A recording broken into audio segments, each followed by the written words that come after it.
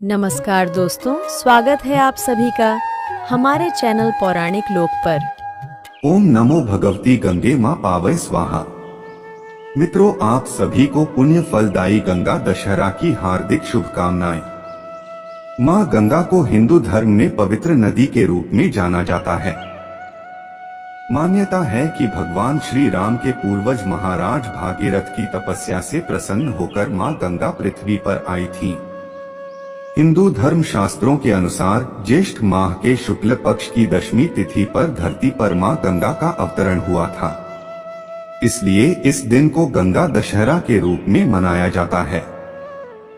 इस शुभ अवसर पर गंगा नदी में स्नान करने और सच्चे मन से पूजा आदि करने से जातक को सभी पापों से मुक्ति मिलती है और साथ ही जीवन में खुशियों का आगमन होता है।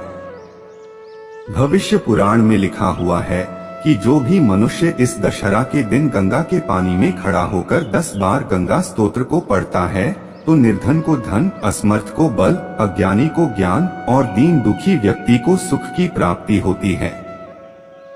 इसके अलावा पुराणों में यह भी कहा गया है कि गंगा नदी का अस्तित्व पृथ्वी पर आदिकाल तक रहेगा। जब कलयुग के प्रकोप से धरती से सभी चीजें विलुप्त हो जाएगी, उस समय भी मां गंगा पृथ्वी पर बहेगी और धार्मिक पर्व एवं अवसरों पर मां गंगा में स्नान के लिए तीर्थ स्थलों पर सदा ही श्रद्धालुओं की भीड़ उमड़ती रहेगी। तो चलिए मित्रों, गंगा मैया को नमन करते हुए सुनते हैं गंगा दशहरा की पौराणिक कथा। प्राचीन समय की बात है। एक बार युधिष्ठिर ने लोमश ऋषि से पूछा, हे मुनिवर, राजा भगीरथ गंगा को किस प्रकार पृथ्वी पर ले आए? कृपया इस प्रसंग को सुनाएं। लोमश ऋषि ने कहा, धर्मराज, इक्ष्वाकु वंश में सगर नामक एक बहुत ही प्रतापी राजा हुए। उनके वैदर्भी और शैव्या नामक 2 रानियां थीं। राजा सगर ने कैलाश पर्वत पर दोनों रानियों के साथ जाकर शंकर भगवान की घोर आराधना की। उनकी तपस्या से प्रसन्न होकर भगवान शंकर ने उनसे कहा कि हे राजन, तुमने पुत्र प्राप्ति की कामना से मेरी आराधना की है, अतएव मैं वरदान देता हूँ कि तुम्हारी एक रानी के 60,000 पुत्र होंगे, किंतु दूसरी रानी से तुम्हारा वंश चलाने वाला एक ही संतान होगा। इतना कहकर शंकर भगवान अंतर्ध्यान हो गए। समय बीतने पर शैव्या ने असमंज नामक एक अत्यंत रूपवान पुत्र को जन्म दिया और वैदर्भी के गर्भ से एक तुम्बी उत्पन्न हुई, जिसे फोड़ने पर 60,000 पुत्र निकले। कालचक्र बीतता गया और असमंज का अंशुमान नामक पुत्र उत्पन्न हुआ। असमंज अत्यंत दुष्ट प्रकृति का था, इसलिए राजा सगर ने उसे अपने देश से निष्कासित कर दिया। फिर एक बार राजा सगर ने अश्वमेघ यज्ञ करने की दीक्षा ली। अश्वमेघ यज्ञ का श्यामकर्ण घोड़ा छोड़ दिया गया और उसके पीछे पीछे राजा सगर के 60,000 पुत्र अपनी विशाल सेना के साथ चलने लगे। सगर के इस अश्वमेघ यज्ञ से भयभीत होकर देवराज इंद्र ने अवसर पाकर उस घोड़े को चुरा लिया और उसे ले जाकर कपिल मुनि के आश्रम में बांध दिया। उस समय कपिल मुनि ध्यान में लीन थे, अतः उन्हें इस बात का पता ही न चला।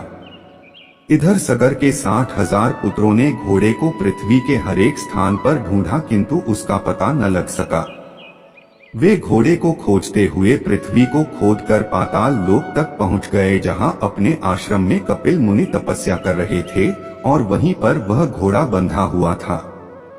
सगर के पुत्रों ने यह समझकर कि घोड़े को कपिल मुनि ही चुरा लाए हैं, कपिल मुनि को कटुवचन सुनाना आरंभ कर दिया। अपने निरादर से कुपित होकर कपिल मुनि ने राजा सगर के 60,000 पुत्रों को अपने क्रोधाग्नि से भस्म कर दिया।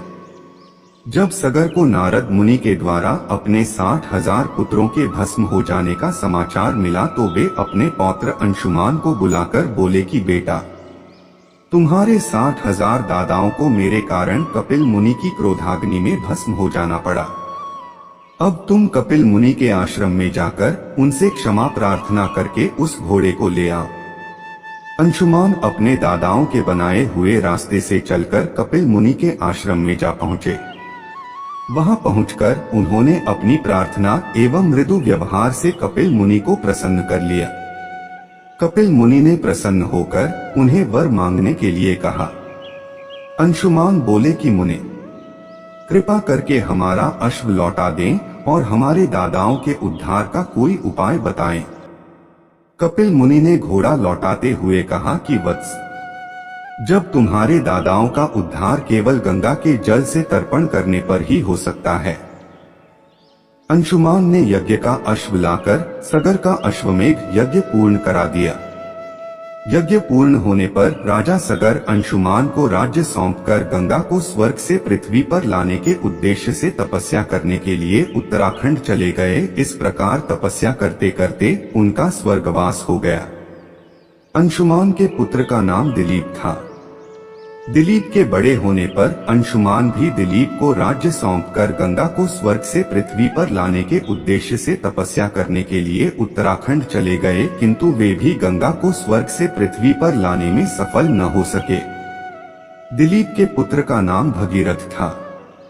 भगीरथ के बड़े होने पर दिलीप ने भी अपने पूर्वजों का अनुगमन किया, किंतु गंगा को लाने में उन्हें भी असफलता ही हाथ आई।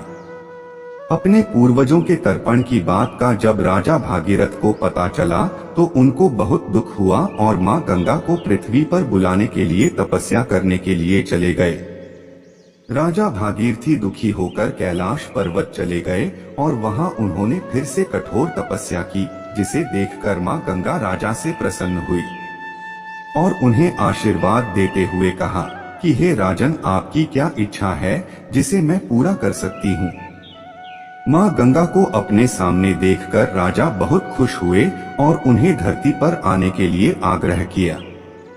भगीरथ ने हाथ जोड़कर कहा कि माता, मेरे 60,000 पुरखों के उद्धार हेतु आप पृथ्वी पर अवतरित होने की कृपा करें। भागीरथ के आग्रह सुनकर मां गंगा राजा के साथ धरती पर आने के लिए राजी हो गई, लेकिन इसमें भी राजा के सामने एक समस्या खड़ी हुई। मां गंगा का प्रवाह बहुत तेज था। अगर वह धरती पर बहती तो आधी पृथ्वी उनके वेग से बह जाती।